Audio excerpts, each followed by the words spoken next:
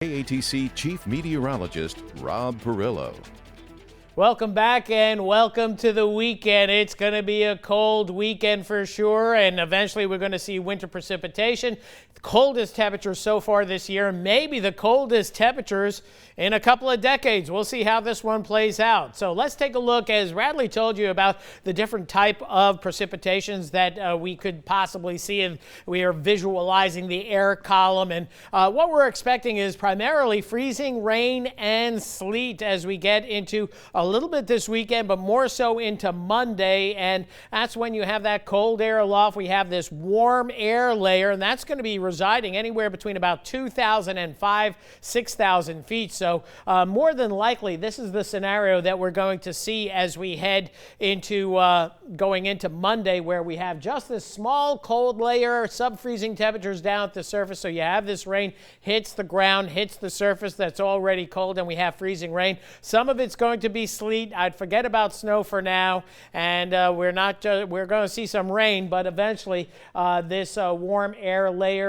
gets smaller and the cold layer at the surface begins to come up. So that's what we're looking at as we head into Monday. Now, big picture across the lower 48, we see snowflakes flying just about coast to coast across the northern tier of states. But look at all the winter weather watches from the Ohio Valley back through the high plains and then back through Texas, and winter storm warnings in effect for much of Texas. And I think we're going to see winter storm watches posted for us by tomorrow. There's one for northwest Louisiana where there's going to be accumulating snow down the road. For us, it's going to be mostly rain changing over to sleet, and then rain changing over to freezing rain, and then maybe some sleet mixed in as well.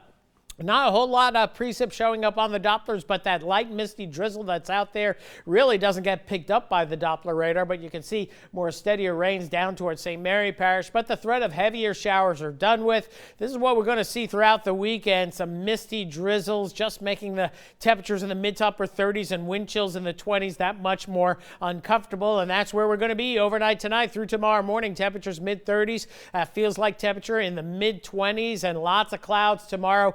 Model hinting that we might see a little sun tomorrow afternoon. Hey, we'll take it. Temperatures, I don't think we get much higher than the lower 40s with the cloud cover dominating. And then tomorrow night, temperatures getting a little bit colder, and we'll be watching the possibility of a little wintry mix that'll be pushing on through, but nothing that's going to be sticking to the ground, we think, or anything of significance. But don't be surprised if you see a few sleet pellets early Sunday morning. Sunday afternoon, clouds locked in, some precip. We're going to see some showers. I'm going 40-50% on rain chances, but not a whole lot of rain. Then as we go into Sunday night, this is when it gets interesting, as an upper level disturbance, a strong one, is going to be coming in, so it's going to produce rain, but that rain is going to change over to freezing rain and sleet more than likely, and that's going to take us not only into Monday morning, but notice much of the day Monday and not ending until Monday afternoon. Snow will be confined mainly eastern Texas, northwest Louisiana. We'll talk more about that coming up at 6 o'clock. Here's the GFS model showing much the same, with that wintry mix moving in as we head into Monday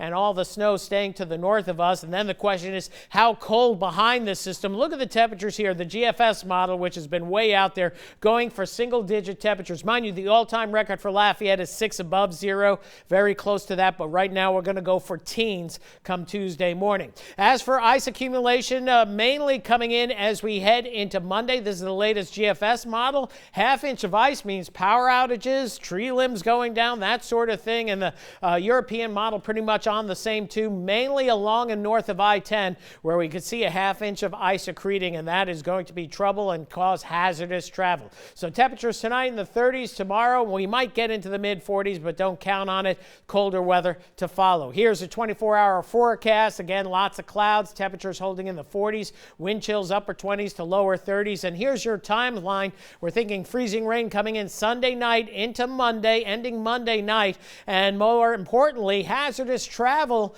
is going to be primarily from Monday, but may last through Wednesday if we don't get above freezing on Tuesday. And again, record temperatures, hard freeze, and it's going to be a pipe buster as we go into Monday night. So take the necessary precautions there. As we move forward through the next 5 days, we're looking at those precip chances ramping up to 80%. Right now, I'm saying a quarter to a half inch of freezing freezing, rain, and sleet on Monday. That number may go up. And look at those temperatures. They don't get above freezing until Wednesday after midday on Monday, when temperatures drop below freezing and stay well below freezing for an extended period of time. And then maybe another hard freeze later next week before we finally see 70-degree temperatures returning by the end of next weekend or a little later.